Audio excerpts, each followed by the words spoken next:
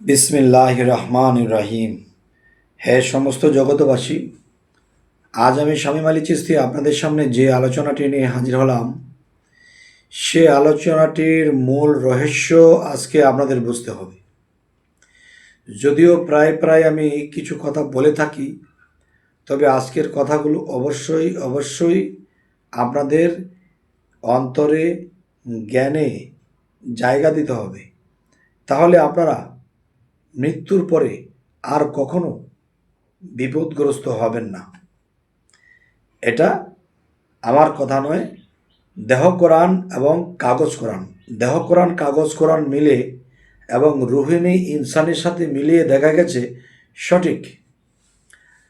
আল্লাহ এই পৃথিবীতে এই যে মানুষদেরকে সৃষ্টি করেছে, মানুষদেরকে সৃষ্টি করছে এটাই কিন্তু বেশি বলে থাকি, মূলত 18,000 মাকলুকাতকেই সৃষ্টি করেছে।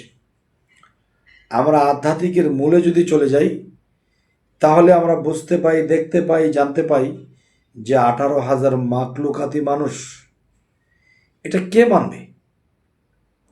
কে মানবে? এই মানামানির লোকটাই আমি খুঁজে পাচ্ছি না। তাই আমি বলতে চাই যে দেখেন, যে হাদিস শরীফে যে ইঙ্গিতগুলো করেছে, এটা কেউ বুঝলে বুঝবে, না বুঝলে না বুঝবে, যে লিখছে তার কোনো দরকার নেই। এটার মূল বিষয় হলো, দোজখীদেরকে যখন দোজখে নিক্ষেপ করা হবে, তখন মানুষ রূপে ফেলাবে না, তখন ফেলাবে পশু রূপে। যেই যেই পশুর কাজ করেছে সেই রূপে ফেলাবে। তো আমি যেটা বলতে চাইছি, দেখেন, জালালউদ্দিন খাঁ, তিনি আমার চাচাগুরু একটি কবিতায় বলে গেছেন, কি সুরত বানাইলে খোদা রূপ মিশে আপনার, এই সুরত দুচোখে যাবে যে বলে সে গুণাগার। আদম দেহেতে খোদা দম থাকিতে নাহি জুদা, কেবা আদম কেবা খোদা কে করিবে কার বিচার। এবার লক্ষ কোটি আকার ধরে সাজিলে তুই নিরাকার, এত রূপ যে ধরতে পারে তোমরা কি বলো গো তারে, হয় কি না হয় বেহুদ রূপে এই আকারই আপনার। তো এখন বলতে চাই, মানুষ রূপে কখনো দোজখে নিক্ষেপ করা হবে না, এই কথাটি কিন্তু বলা হয়েছে আমাদের গ্রন্থে, কিন্তু ভেঙে দেওয়া হয়নি।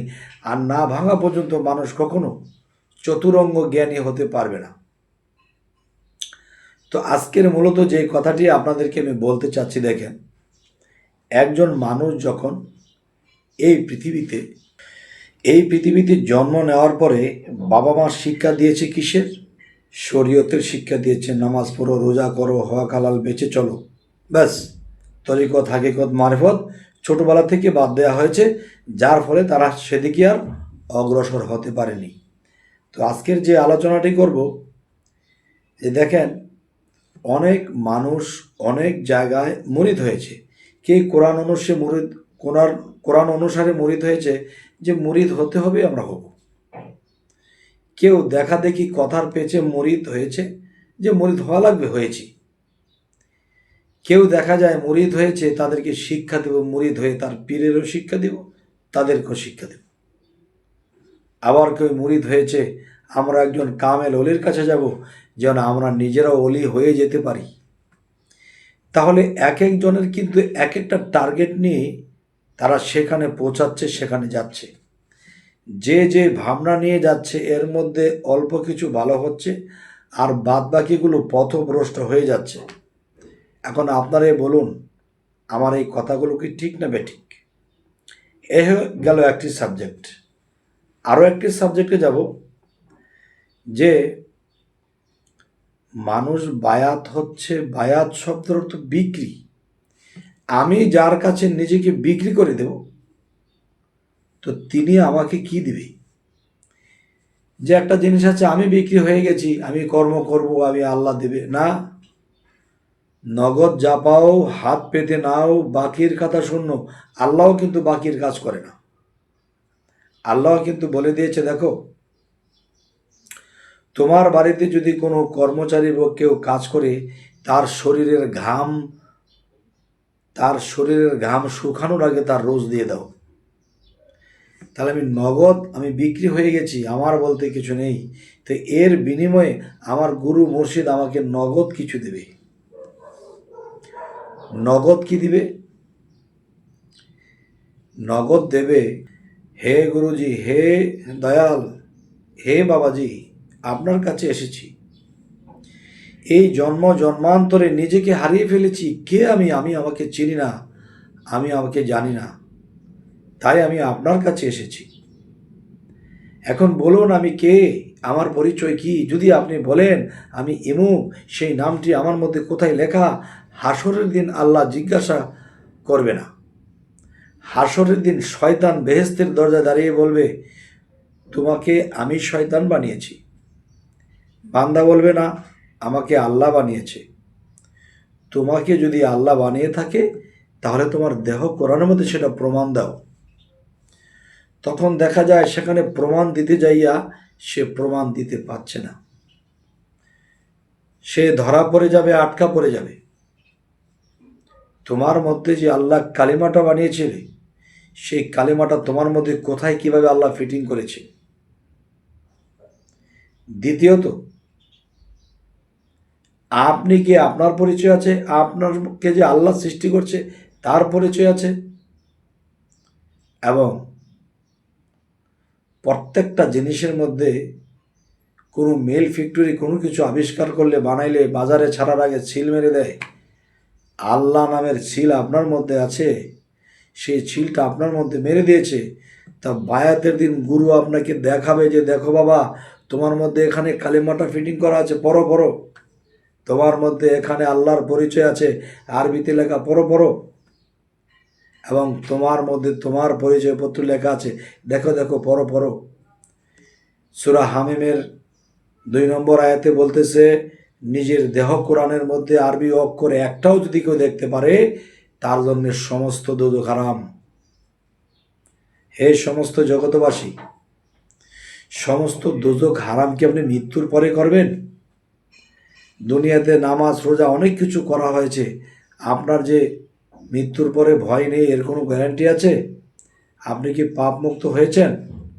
তাহলে বোঝা গেল কি, আপনার মুর্শিদ যেদিন আপনাকে নগদ বায়াতের দিন আপনার পরিচয়পত্র দিয়ে দিবে, সেই দলিল সহকারে দিয়ে দিবে, তখন এই দলিল নিয়ে যখন আপনি সেই হাসরের দিন উঠবেন, সেই দিন শয়তান আপনাকে যখন ধরবে, তখন আপনি বলবেন, এই আমার দলিল, এ আমার সিগনেচার, এ আমার এই, এবং এখানে আমার পরিচয়, এখানে আমার আল্লাহর সৃষ্টির পরিচয়, এখানে আমার কালিমার পরিচয়, এবং শয়তান যে আপনার মধ্যে আছে সেই পরিচয়টুকু আছে। তখন শয়তানও কিন্তু আটকা পড়ে যাবে যে কিরে বাবা, সে তো আমার খবর সহকারে জানে। তখন সে ভক্তি দিয়ে বলবে, আমি 9.5 লক্ষ বৎসর ইবাদত করেছি, আল্লাহকে সেজদা করেছি, এখন আমি তোমাকে আটকায় রাখার কোনো ক্ষমতা নেই। তুমি আল্লাহর দলিলগুলো পাড়ে পাড়ে আমাকে দিয়ে দিয়েছ। এই দুনিয়া থেকে যদি একজন মুর্শিদের কাছ থেকে এটা না পায় তাহলে সে কিন্তু আর পাবে না, যখন হাসরে গিয়ে ধরা খেতে হবে। তাহলে এরকম মুর্শিদ ধরে আমার কি হবে? এই হলো একটি বিষয়। আরেকটি বিষয় হলো কি, যে মানুষ যখন সাধনা করবে, ইবাদত করবে, যাই কিছু করবে, শয়তান আপনার মধ্যে যেখানে বসে আছে সেখানে আপনি শয়তানকে কান ধরে মলে উঠে দেবেন, বিরক্ত করো না, আমি আল্লাহর সাধনা করব। দেখবেন এই শয়তানকে কান মলে বা তাকে আহত করতে না পারলে আপনি নামাজে, সাধনায় সবসময় দেখবেন ধ্যানে মন চলে যায় বিভিন্ন দিকে, এই নামাজ হবে না। হযরত মুহাম্মদ সাল্লাল্লাহু আলাইহি সাল্লাম সে হেরা পর্বতে এসেছিল তখন জিবরাইল দ্বারা, আরে জিবরাইল তো উসিলা আল্লাহ নিজেই, আচ্ছা যাক, তখন তখন সেই জিবরাইল দ্বারা নবীকে এই পরিচয়পত্রগুলো দেওয়া হয়েছে, কালেমার পরিচয়পত্র দেওয়া হয়েছে, নিজের পরিচয়পত্র দেওয়া হয়েছে, তার মধ্যে শয়তানের পরিচয়পত্র দেওয়া হয়েছে। এগুলা জিবরাইল দিয়েছিল সেই 1550 বছর আগে। এখন কি জিবরাইল দেবে? এখন যার যার মুর্শিদ দেবে। তবে এই পরিচয়পত্র ছাড়া যারা বায়াত করতেছে এবং যারা বায়াত হইতেছে তারা এই জিনিসগুলো খুঁজে নেবেন। যদি এখানে না পান সেখানে যান, সেখানে না পান সেখানে যান, কিন্তু শিক্ষার জন্য যদি আমাকে চীন শহরে যাইতে হয় আমি সেথায় যাব। অবশ্যই আপনারা খুঁজে নিন, আল্লাহ বলেছে খোঁজার মতো খুঁজলে আমি অবশ্যই সেটার সন্ধান দেই। তো আশা করব সকলে ভালো থাকবেন, সাবস্ক্রাইব করে রাখবেন এবং সামনে কী ধরনের আলোচনা চাইছেন জানাবেন। আল্লাহ হাফিজ।